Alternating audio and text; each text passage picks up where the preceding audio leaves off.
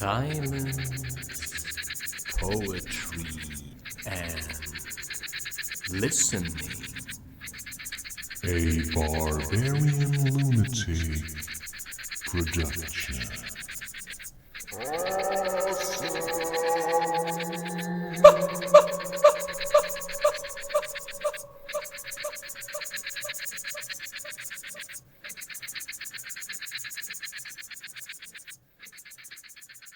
Herbert's excellent advice that he puts into the mouth of his character Muad'Dib in Dune.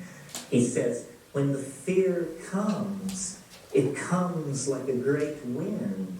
And what you do is you simply clamp down and wait, and it will blow itself out. One of the first things a psychedelic voice...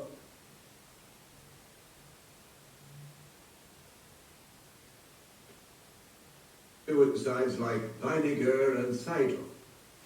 Seidel's book, Bewusstsein als Behängnis, and the work of the misogynist Weininger bear the clear imprint of having been written by lovers of the Great Mother. They are fatally fascinated by her, and even in the futile resistance they put up, they are fulfilling their archetypal fate. The archetypal situation of the struggling and reluctant lover plays an important part in the psychology of suicide among modern neurotics, and also has a legitimate place in the psychology of puberty, of which the strugglers are the archetypal representatives. The negation, the self-denial, the Weltschmerz, the accumulated suicidal leanings of this period are all appropriate here, and so is the fascination, at once enticing and dangerous, which emanates from the female. The close of puberty is marked by the successful flight of the hero, as the rites of initiation testify. The youths who die by their own hand in puberty represent all those who succumb to the dangers of this fight, who cannot make the grade and perish in the trials of initiation, which still take place today, as always, but in the unconscious. Their self-destruction and tragic self-division are nevertheless heroic. The strugglers might be described as negative, doomed heroes. The male killer at work behind the destructive tendency is still, although the ego does not know it, the instrument of the Great Mother, and the boar that kills Adonis is, as it were, the Gorgon's tusk, become independent.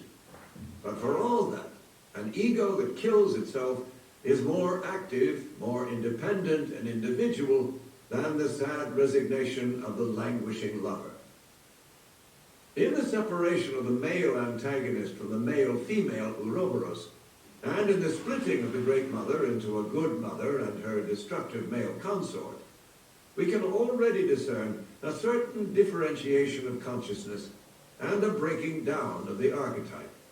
This separation and the consequent emergence of the twin brother conflict mark an important stage on the way to the final dissolution of the Ouroboros, separation of the world parents, and consolidation of ego consciousness. Once again, let us consider the primordial mythological images that portray this event. Just as the motif of the twins is a determining factor in the Egyptian myth of Osiris and Set, and plays an equally decisive part in Canaanite mythology, where it appears as the struggle between Baal and Mot, Reshep and Shaman, so we find it, with personalistic variations, in the Bible story of Jacob and Esau, and in the Jewish legends. It is interesting to note that there actually exists a pictorial representation of this group of symbols, to which Albright has drawn attention. A cult stand of about the 12th century BC from Beth Shan, Palestine, shows a remarkable tableau in relief. A nude goddess holds two doves in her arms as she sits with legs apart to show her sex. Below her are two male deities with arms interlocked in a struggle, with a dove at the feet of one of them. Toward them from below creeps a serpent, and from one side advances a lion. The struggle between snake and lion, a life and death struggle, has also been preserved in the much later Mithraism, and the meaning is the same. This religion, being patriarchal, introduced certain variations. But in the cult images of the bull sacrifice, we find below the bull the same two animals, snake and lion, symbolizing night and day, heaven and earth. The whole is flanked by the representatives of life and death, two youths with torches, one upraised, the other lowered. The womb of the Great Mother, in which the opposites were originally contained, appears here only in symbolic form, as the crater, guarantor of rebirth, and the two animals are shown hastening toward it. A masculine religion like Mithraism no longer tolerated direct representation of a female deity.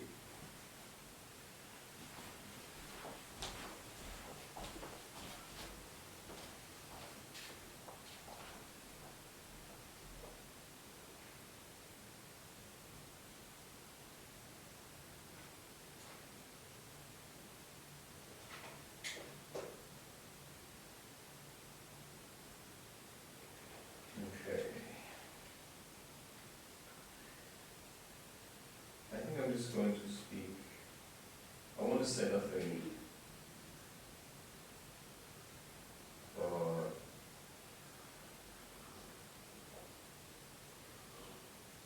I think I just have to talk about something before I lose myself in one of these recording frenzies. And before I start, let me just set this up right. Because, right, I mean, what I have to explain to you, I think, is simply how I operate. What I do when I do it,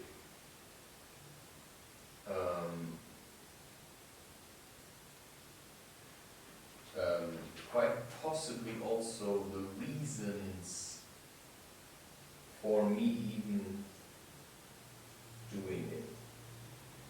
Now give me a second before I'm setting this up.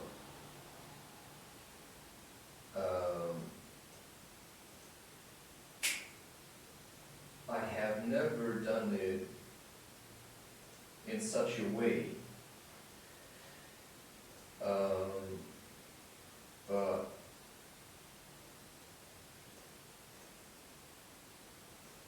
just to let you know how much somebody is struggling, that is aware of, and now that's a strange thing to even consider talking about in this, right? To say like, Terence McKenna, this kind of, I've been listening a lot to Terence.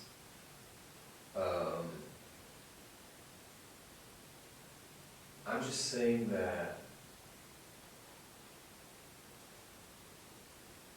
there's nobody that I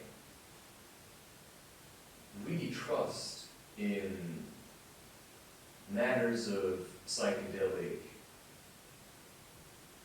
usage. And that means to say that there are people that I have been with that I would really think about whether or not I should ever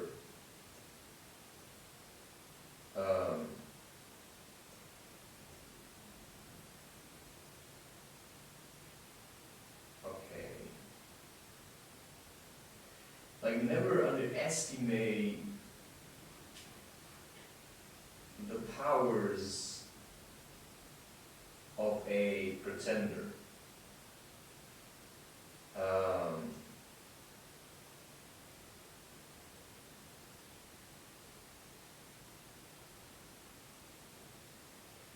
And what I mean to say with this is that there are men that use others to nourish themselves.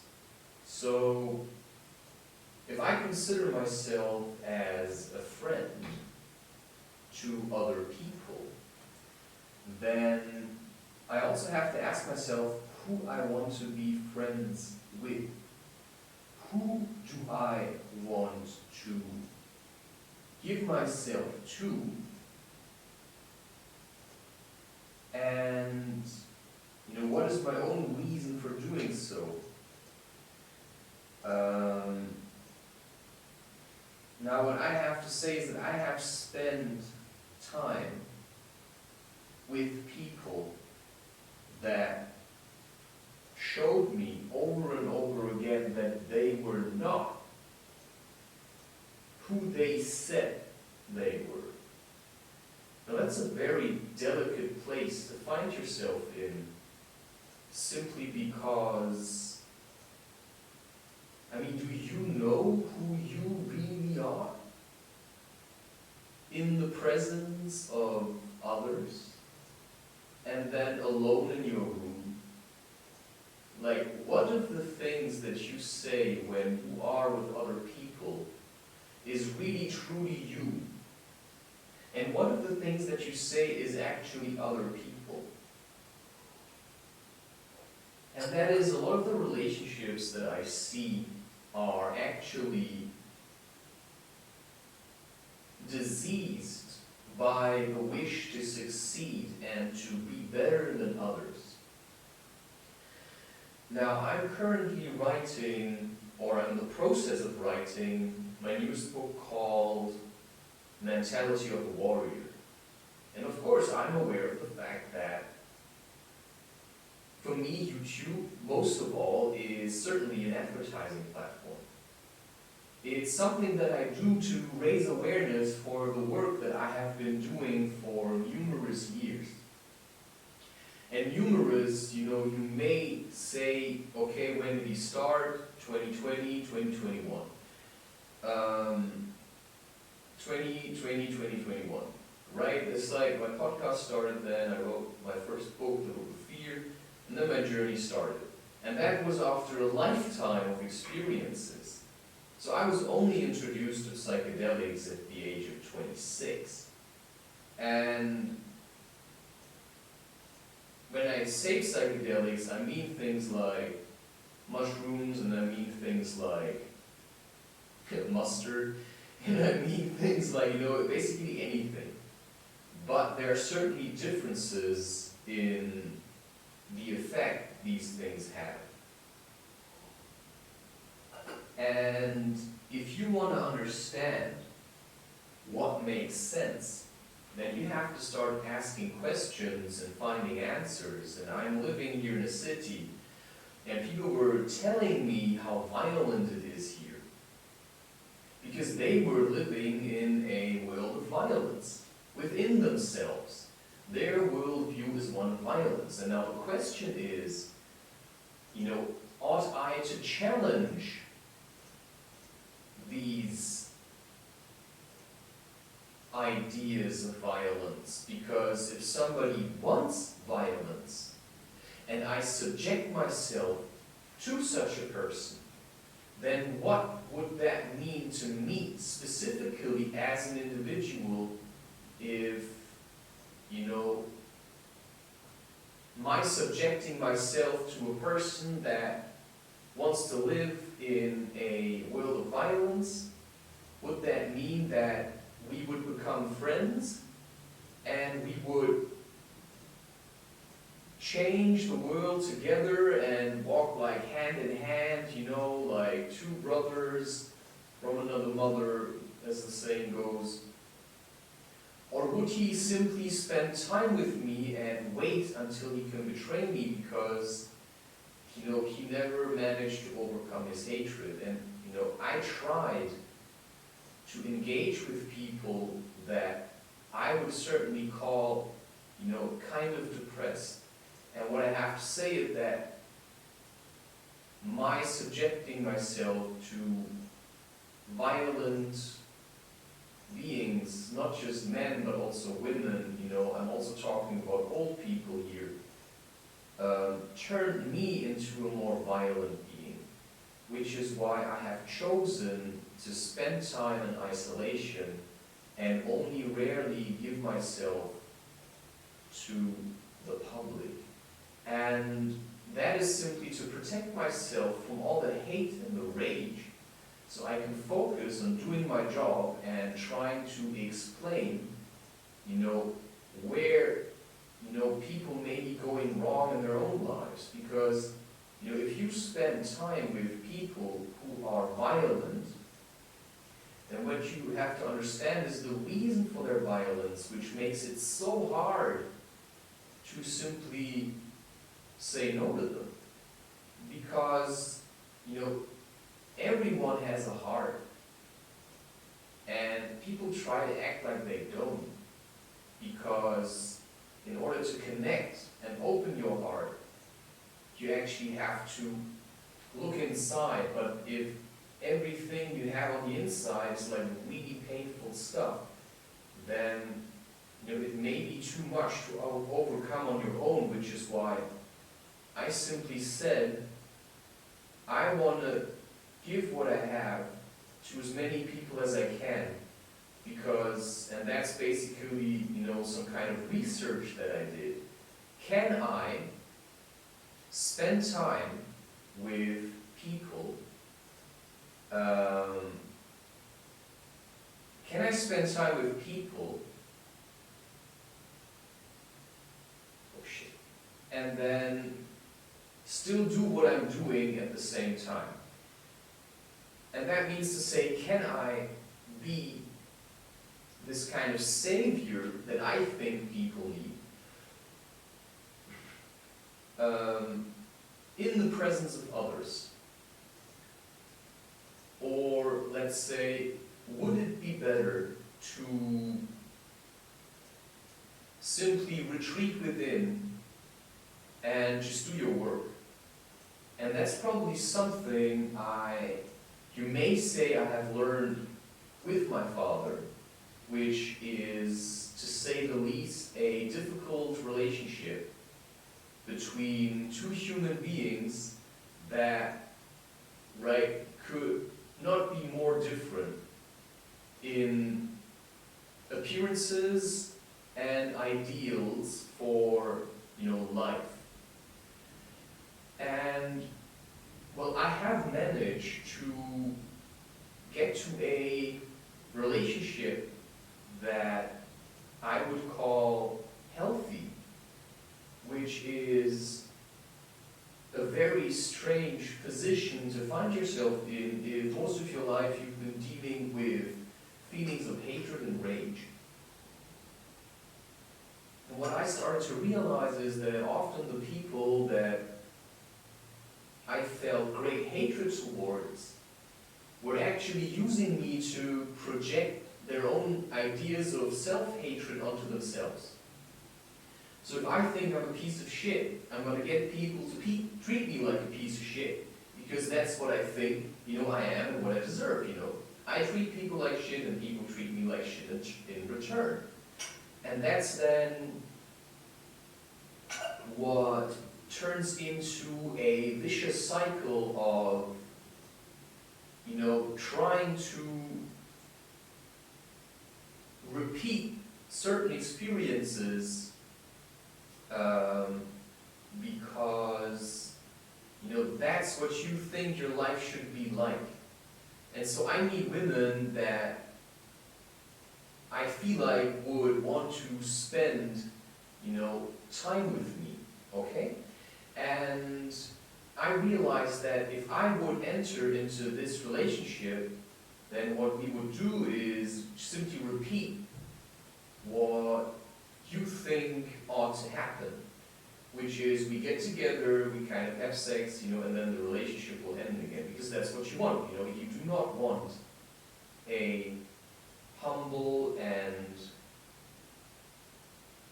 meaningful relationship that turns into harmony in the end because of your own upbringing, because of what your parents have shown you, which is,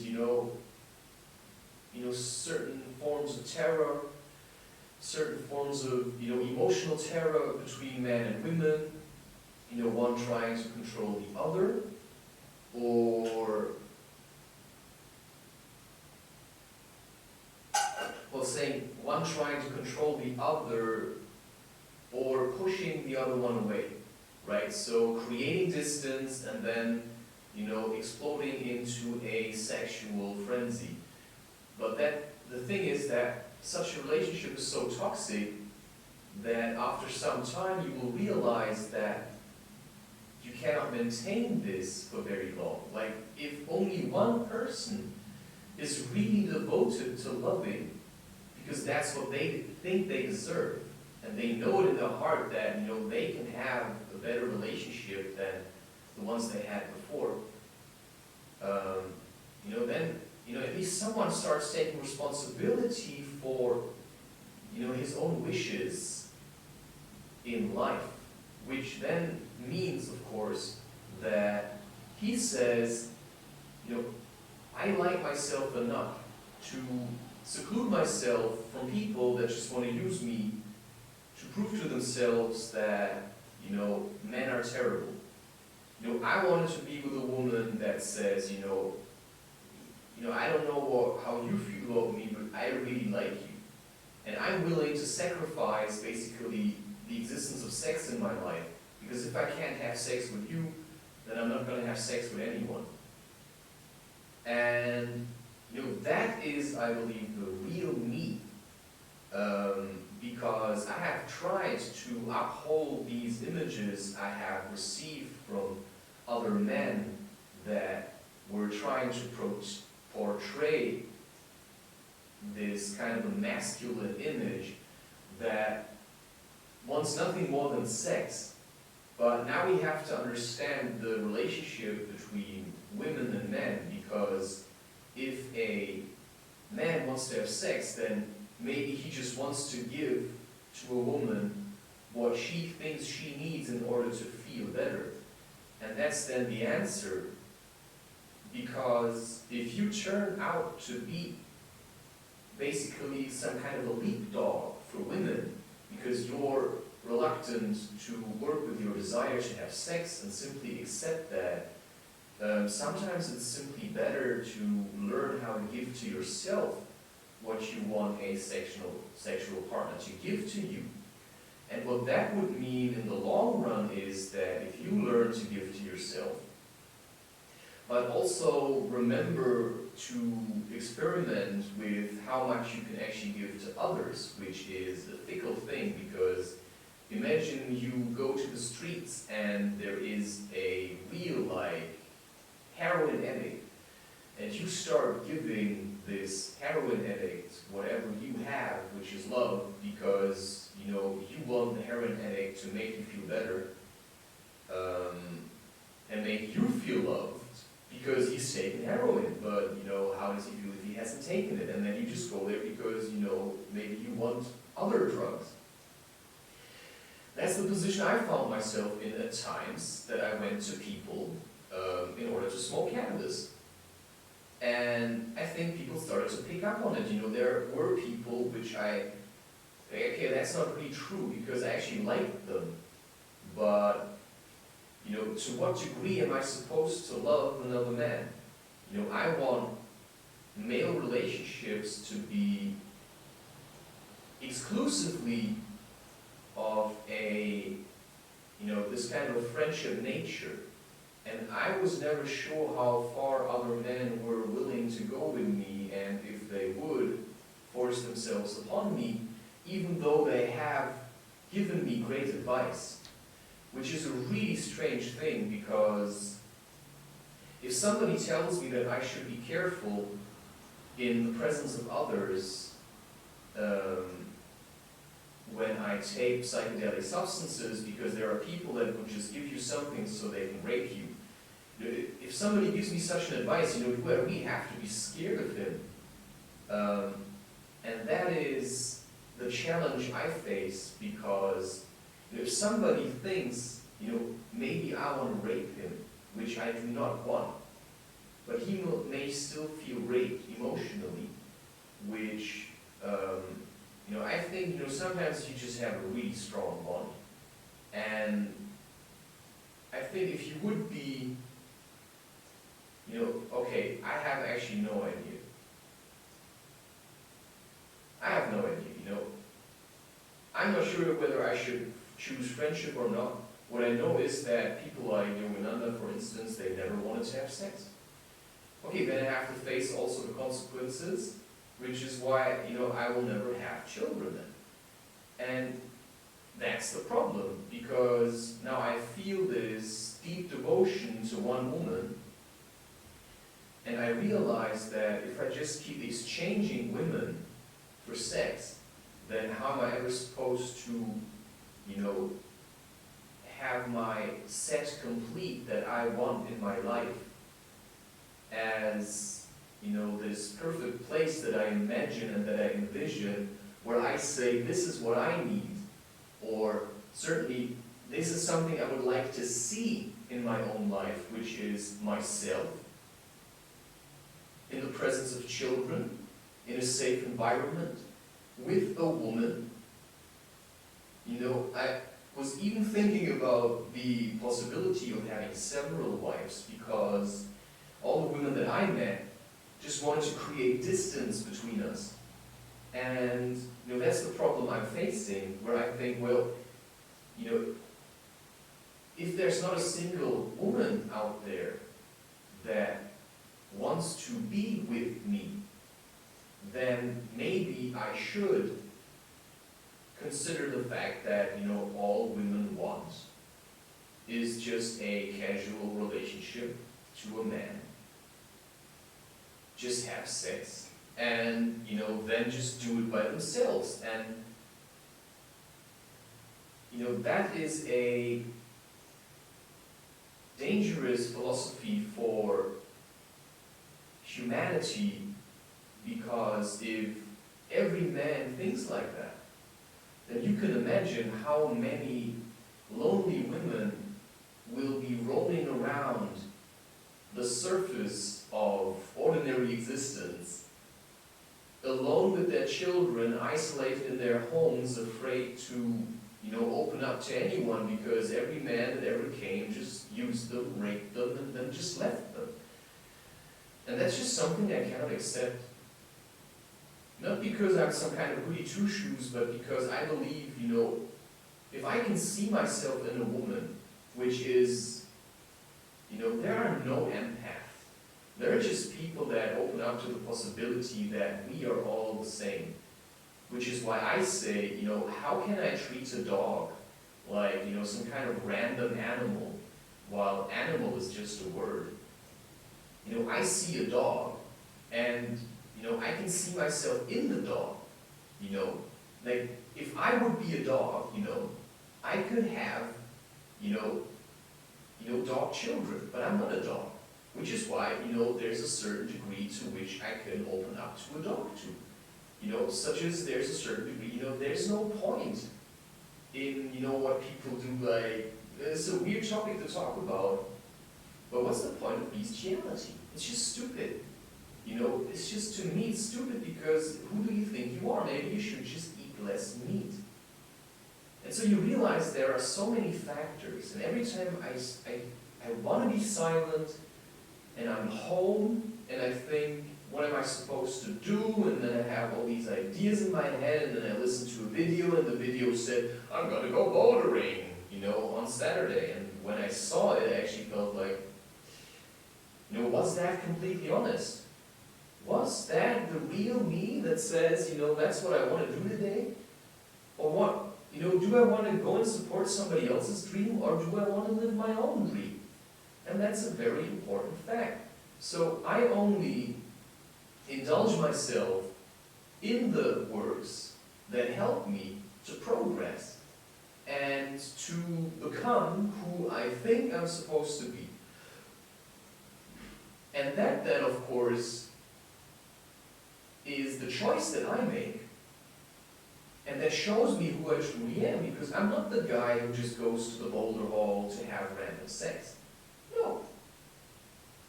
I'm the guy that says, I want to be in my own home, because if I imagine myself now as the weekend, and I'm alone, but now imagine there would be a woman here with a child, or 2, or 3, right? It's like super nice. Now if I go alone to the boulder hall, then I wouldn't be here in the presence of, you know, whatever spirit wants to be here with me. And the law of attraction then says, you know, if you, let's say, sacrifice, right? If you sacrifice something for something else,